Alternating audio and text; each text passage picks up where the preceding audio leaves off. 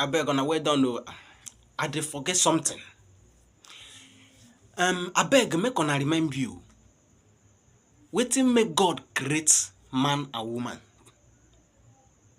Say may they stay together. In fact, the time where God create man and woman, according to Bible, Abi, Shebi he say he create man. Then why him put woman and make two of them they reproduce, Abi? I think Bible also talks say, for it is not good for a man to be alone. He's supposed to be with woman so that they go procreate. Shebi. And I remember Bible also talks say, a man should leave his father and his mother and be cleaved to his wife, and both of them shall become one, husband and husband. Abi, make on no vessel. We are going somewhere. I also remember Proverbs 18:22 said, you can carry your Bible and check. He said, he that findeth a wife findeth a good thing and obtain favor from God. Abio, check your own Bible. I beg you, get confusion where I want to carry come here now from inside that Bible. All these things why I talk now, should be not the reason God create man and woman, make them opposite gender. And God say it is compulsory for man to marry. Because na him carry Eve give Adam. Because Adam never tell him one day say he need wife. Now God carry give him. Then he can say it is not good for man to be alone. He can say a man should leave his mother and his father and go to his wife, and both of them shall become husband and wife. One, Abi. And he that find a wife and a good thing and obtain favor from him where create the whole world, God. Should be.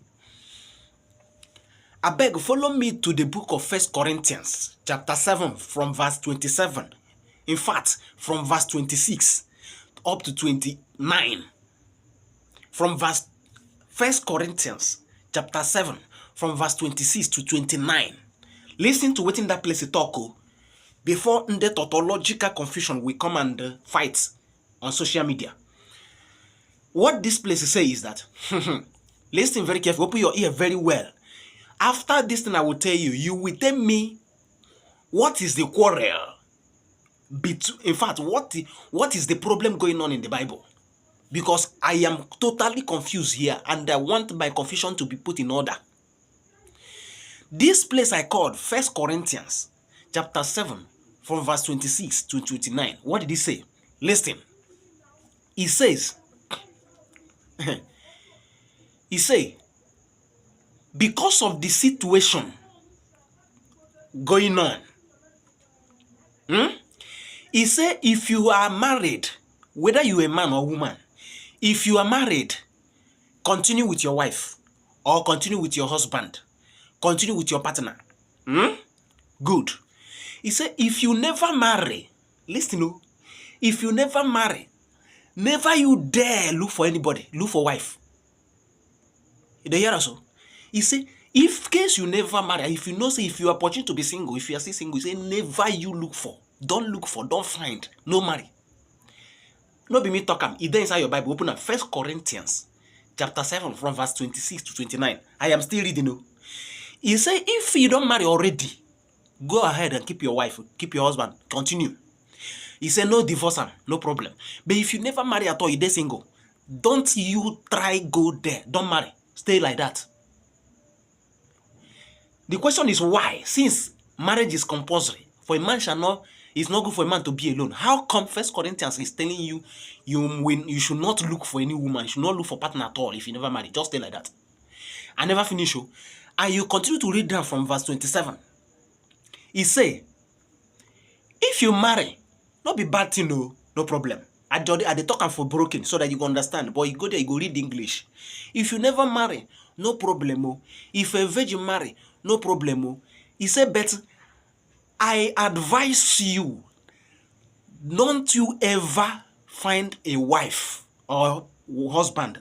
Don't you ever look for any partner. He say, as I read further, he say, for those who are married will be in trouble in this life forever. Go and read your Bible. 1 Corinthians, I repeat it again, chapter 7 from verse 26 to 29.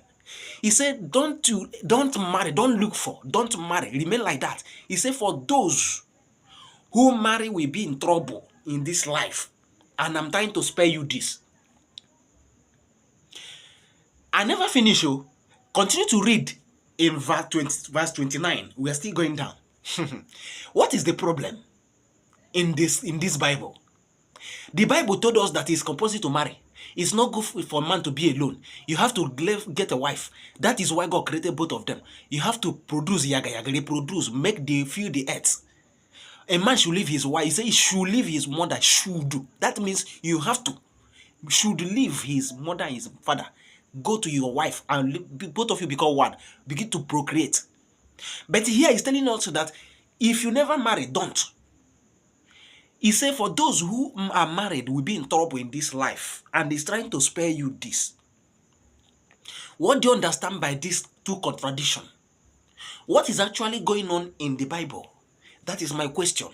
Tautological confusion and confusion in tautology. What is going on? And let me tell you what is going on in verse 29. Verse 29 is another gbege, another boza, another bullet, another bomb. Because this one is talking about even polygamy. This one touch polygamy. You know, many of you who do not look into your Bible, we as Christians, New Testament Christians, we say the New Testament does not encourage polygamy, more than one wife, right? I will shock you now. The same 1 Corinthians chapter 7, verse 29, it says, listen. He said, those who have wives, listen, those who have wives, he didn't say wife, wives, W-I-V-E-S. That is plural in English language. Those who have wives, you know what they say they should do? He say, live your life like you never married at all before. Go and read your Bible. He said, those who have wives, that's plenty wife, more than one. If you know you have one wife, 2, 3, you have wives. Live your life as though you never married. As if you don't have a single wife at all. Please wait. If we should look at this particular verse, it's talking about wives. That means polygamy is there. One. And then secondly, you have wives. You should live your life like you never marry at all. Please, who are those who live like they never marry? Are they not single? And as a single man, you can have concubines, girlfriends. That is how somebody who is not married lives his life. Please, I'm not trying to immoralize you. I'm not trying to say you should go and start misbehaving. No. But I'm trying to explain to you what I understand in this particular verse. Those who have wives should live as though they never married at all, and they are single. And the single man will always look for a woman to stay with. What do you understand in this place? And now, in another hand, he's saying as you should live as though you never married at all. That is to say, you shouldn't have even gotten into marriage at all. Just stay like that. Long look for a woman. Don't marry. Don't just stay like that. He said because if you marry, you'll be in trouble in this life forever. So there are two things there.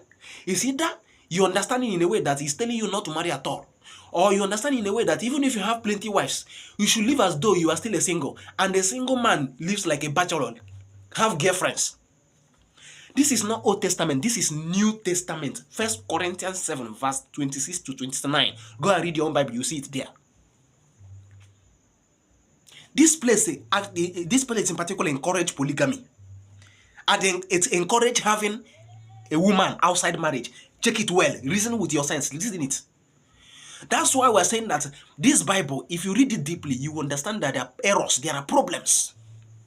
If we are to follow the Bible very well, follow it, live our life according to the Bible, exactly the way it is, we are going to, you even commit sin more than we are committing now. Because there are many problems in that Bible.